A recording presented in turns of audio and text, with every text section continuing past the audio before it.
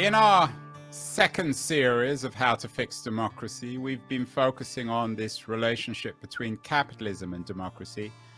And our interviews to date have been, so to speak, a little colorblind. We haven't focused on civil rights or ethnicity in terms of this relationship. So I thought today would be a good opportunity to talk to one of America's leading authorities on civil rights and Black power, my old friend Peniel Joseph, who teaches at the University of Texas in Austin, and is the author of a number of highly reviewed books about figures in African-American history, Black Power movement thinkers like Stokely Carmichael, Martin Luther King, Malcolm X. They're all quite different thinkers, but they're all focusing on civil rights in America in the 20th century. Peniel, welcome to How to Fix Democracy. As I said in the introduction, this relationship between capitalism and democracy is a complicated one. And if you throw in civil rights, then it becomes even more complicated. You began, I think, your academic career with a study of Stokely Carmichael. He's always been seen as a figure on the left in civil rights. Is that fair? Yes, Stokely Carmichael, who later becomes Kwame Ture, absolutely radical. His favorite phrase when he answered the phone was "ready for revolution." So that is the safe bet. And did he dismiss capitalism altogether? Was his position that capitalism and democracy were essentially incompatible, particularly when it came to Black power and civil rights? You know, Stokely Carmichael over time comes to dismiss capitalism. He becomes a socialist, but he's not always a socialist. So he's a social democrat in the 1950s and really for much of the 1960s. He thinks that voting rights are compatible with capitalism if Black people can gain enough power. I think over time he comes to realize that, at least from his perspective, the game is rigged. So even if you gain political power, as he sees the new class of Black elected officials come into fruition in the late 60s, early 70s, there's really not that much they can do without having access to capital for Black communities that are racially segregated and economically impoverished. Peniel, your latest book is about Martin Luther King and Malcolm X. How do they fit into this critique of capitalism or potential critique of capitalism from the perspective of the African-American community? Well, both of them come to a critique of capitalism in different ways. Malcolm X, especially after he leaves the Nation of Islam, comes to believe that there's something intrinsically wrong with capitalism. He travels extensively overseas and starts to really believe that some form of social democracy is what's called for.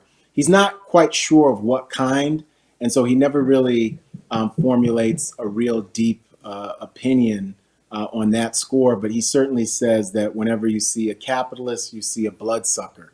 That's what he says famously. Martin Luther King Jr., his anti-capitalism is pretty deep. He starts to flirt with socialism as early as the late 1940s and early 50s as a college student, as a student at the seminary, Crozier Theological Seminary, and then Boston University. And as the 60s progress, King, who was always a secret social democratic activist, becomes a much more open social democratic activist. So he becomes somebody who, he visits Scandinavia on the way to winning the Nobel Peace Prize in December of 1964. And he comes back to Harlem speaking about how there was no poverty, visible poverty in Scandinavia. That might be an exaggeration, of course, but what he means by that is that there needs to be some kind of social democratic aspect to capitalism.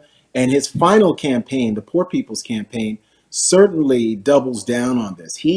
King is asking for a universal basic income before Andrew Yang.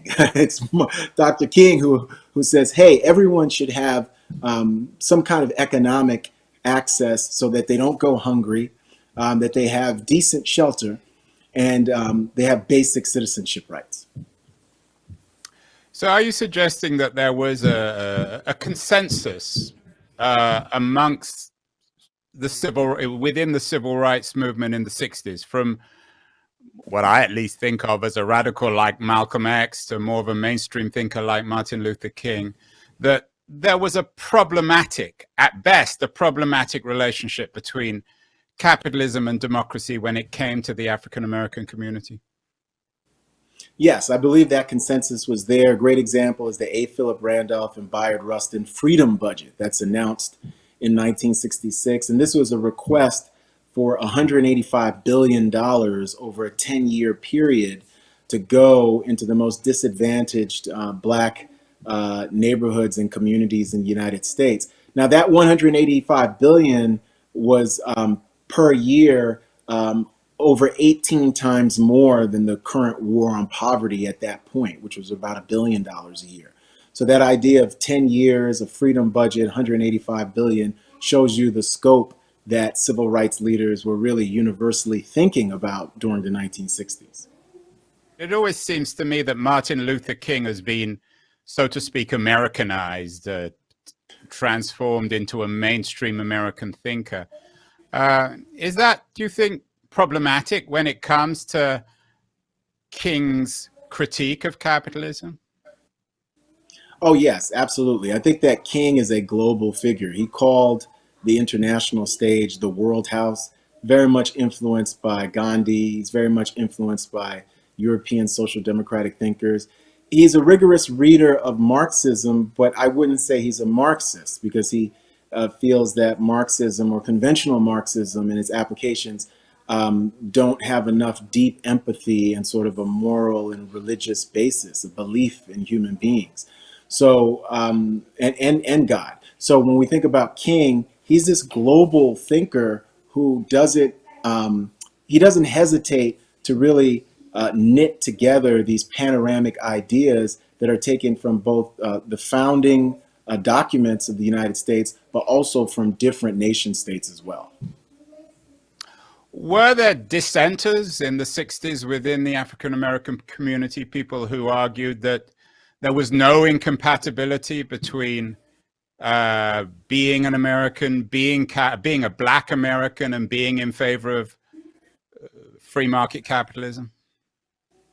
Oh, yes. I would say the Urban League is one of the main dissenters. When we think about Whitney Young, very close to President Lyndon Johnson. When we think about Floyd McKissick, who had been part of the Congress of Racial Equality, some of them become Nixon advocates, because Nixon promises that Black power can equal Black capitalism, which for people like Whitney Young of the Urban League, who were very much invested in trying to develop entrepreneurs, both small business entrepreneurs, but also mega capitalists. You think about contemporary capitalists like Robert F. Smith, the private equity billionaire, or Robert Johnson, who, along with his wife, his former wife, founded Black Entertainment Television, BET, which they sold to Viacom for $2 billion. We think about this idea of real wealth generation in the Black community. So Nixon's notion of Black capitalism was something that was very, very appealing to many, many African American leaders, including civil rights leaders who thought that democracy and capitalism were perfectly aligned, but they were disappointed that Black people had never gotten an access to becoming really wealthy capitalists because of racism. Peniel, let's fast forward 50 years from the America of MLK and President Johnson to the America of Black Lives Matter and Donald Trump. Is there a clear legacy when it comes to the ideas defining the Black Lives Matter movement and the radicalism of African American thought in the 1960s, of the civil rights movement, the mainstream civil rights movement? Yes, I think there is a clear legacy. I think that Black Lives Matter fuses aspects of both civil rights and Black power. Black power in the sense of the pride, the determination, and also their structural criticism of inequality and racism. Civil rights in terms of nonviolent civil disobedience, but also their moral appeals. We think about the BLM, and it absolutely is this moral appeal to the idea that Black life should matter and the protection of Black life should be sacred in America. So I do think that there's real connections between both movements. I don't see, though, the capitalist or the critique of capitalism within Black Lives Matter as prominently, certainly of someone like Stokely Carmichael, or even of Malcolm X and Martin Luther King. Do you see it? Yeah, no, absolutely. It's there. I think it's especially in its policy agendas. They are for reparations. They are for the redistribution of wealth. Defund the police and prison abolition is really contained in their real critiques of capitalism and wealth inequality. So in a lot of ways, when we think about Black Lives Matter, both its earliest iteration in 2013 and 2.0 in 2020, there's a real sharp critique of capitalism and the status quo because they want such massive permanent investments domestically in healthcare. They want free healthcare, free education, decriminalization, that it would require a fundamental rethinking of capitalism on a level that really would dwarf even the New Deal reforms we saw during Roosevelt. Who do you think amongst current Black Lives Matter figures or thinkers most encapsulates, crystallizes the thinking here? Yeah, I would say that one of the three founders of the hashtag Black Lives Matter, there's three of them: Alicia Garza, Opal Tometi, Patrisse Khan-Cullors. I'd say that when you read Patrisse Khan-Cullors' memoir, When They Call You a Terrorist, a Black Lives Matter memoir, I think it's this incredibly moving and dynamic and brilliant portrait of both this single individual, but also the movement she comes to help inspire and really lead. So I would say that Patrisse Khan-Cullors, but there's other activists connected to Black Lives Matter, women like Brittany Packnett, Tamika Mallory. There's so many different, and there's some men, including queer activists like Darnell Moore. There's so many inspiring stories connected there. But I would say that if people wanted to find out about Black Lives Matter, besides reading a policy agenda and sort of getting to the core, I would read Patrisse Khan-Cullors' memoir, When They Call You a Terrorist. Brilliant, very moving, and mercifully short when we think about all the big tomes we have to read as academics, as intellectuals. There is a current debate, an intense debate on the left, I think between center left and radical left, when it comes to freedom of speech and many complicated cultural issues which were captured in the Harper's letter in July of this year. In your mind, how does that fit into a critique of capitalism? This endless debate about what one can and can't say. Yeah, I think it does fit into that critique, and I've read the letter, and I think that some of what we're seeing sort of right now in terms of capitalism and freedom of speech, and we've seen it in the context of the COVID-19 crisis too, sort of like wearing a mask. Is wearing a mask violating your right of free speech, or by not wearing a mask, are you violating the rights of others to not get sick? And we're really seeing tensions around those, right? So when we think about this construction of political correctness, on some levels, is that real? Or is it saying that you can no longer say something that is overtly anti-Semitic or anti-Muslim or anti-Black? And by the fact that there would be some kind of societal repercussions, you say that your free speech and your ability, your freedom to be wrong has been abrogated. So that's a real tension, and I think it's connected. Peniel, do you think the cult of free speech is somehow also confused amongst some people with the cult of the free market? Yes, I absolutely do. I think that free speech always has had limits and bounds to the extent that there might be reverberations on your speech. So you absolutely have this fundamental right to free speech, but people can say they so disagree or abhor that kind of speech that maybe certain opportunities for you are curtailed. But I think on some levels, when you think about the free market and sort of the rapaciousness and the expansiveness of the free market, or at least this putatively free market, because a lot of what we call the free market is really markets controlled by monopoly capital. And, Theodore Roosevelt, he's a sticky figure that we can talk about because Theodore Roosevelt was both an anti-black racist, but somebody who had his own critique of capitalism. And he shows us how democracy and race and capitalism can get very sticky.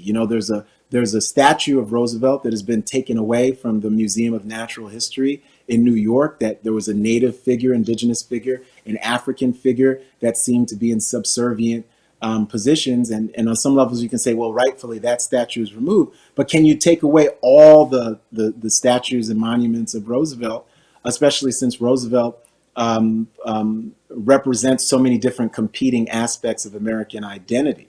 So these are all sticky figures, sticky situations and symbols.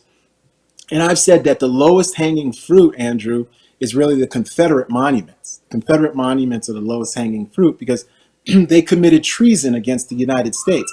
And I would suppose another low hanging fruit is very racist monuments and symbols connected to indigenous and native peoples, like the Washington football team, which is now getting rid of its name and going to be something else. But we've got the Atlanta baseball team. We've got a Cleveland baseball team. That the names of the teams are patently offensive, but it's only this year, it's taken hundreds of years, where we can say, you know what, we're not going to have these names because they're offensive.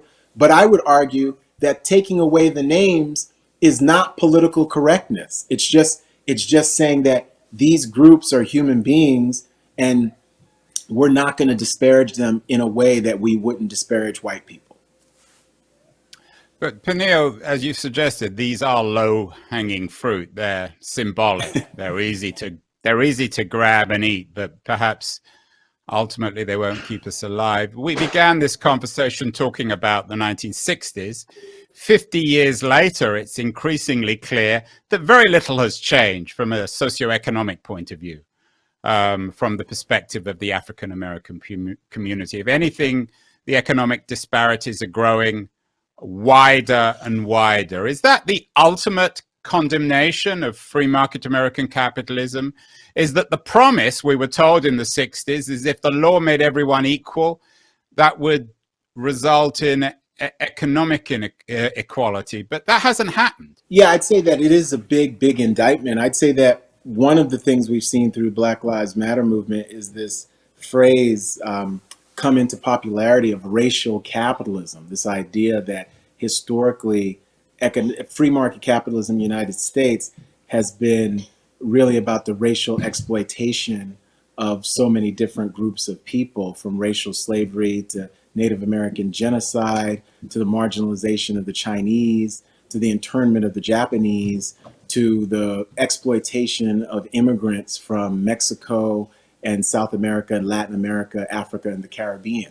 But I think one of the most interesting aspects of this acknowledgement that capitalism is not just this neutral, objective measure of economic success is the fact that so many different people are saying that they want a different kind of capitalism or political system. Whether we're going to call it capitalism or not, they want really some kind of social democracy that has institutionalized real access and a real social floor where people who are poor, people who are of color, people who lack health care now would have access, would have a universal basic income, would have this access that they don't have right now. How do we deal with right-wing authoritarian populism in your world, in a world of more socialist solutions? What happens to Trump's base if indeed some of the solutions that you argue for are implemented? That's a great question, and it's a tough question because I think that what we've seen with the base of the president is that they are prone to violence and they are prone to anti-Black and anti-demonstrator violence with impunity, both those connected to law enforcement and those who aren't. So that's a very, very tricky question because on some levels, what you're seeing is that that base utilizes violence to maintain and uphold the status quo. And if you were to be able to, in a democracy, get a social democracy that's institutionalized, that base most certainly would respond violently. And if we were reimagining public safety, where instead of having 800,000 police and 18,000 police precincts, police departments in the United States, you had much less. If you had that kind of violence, it really begs the question of what force would you utilize to try to end that violence or contain that violence? So, the right wing violence and right wing populism, even if the president is defeated in the election in 2020, is going to continue to be a scourge, especially if we are reimagining capitalism that has less law enforcement, that is less prone to violence, that is less prone to this kind of right-wing populism. So as a historian, Peniel, you're really reminding us what all historians tell us, that nothing really ever changes. 1968 and 2020 are pretty similar in so many different ways. Well, they're similar in ways, but what's changed is we've never had a time in American history where this many white people were out in the street protesting for racial justice, where this many corporations said that they were for racial justice, and where we see the sweeping end of monuments of white supremacy in one fell swoop. For all your critique and your immersion in the experience, in the injustices of African American history, there's a glimmer of optimism in your thinking. 2020 does offer promise. Yes, absolutely. I do think that it's optimistic. It's going to take a lot of hard work, but I do think we have a generational opportunity to take a different course and a different road than we did in 1968. So to choose the beloved community of Martin Luther King Jr. over the law and order of Richard Nixon, which has begat the troubles and the divisions and the inequities that we see in our society and globally today.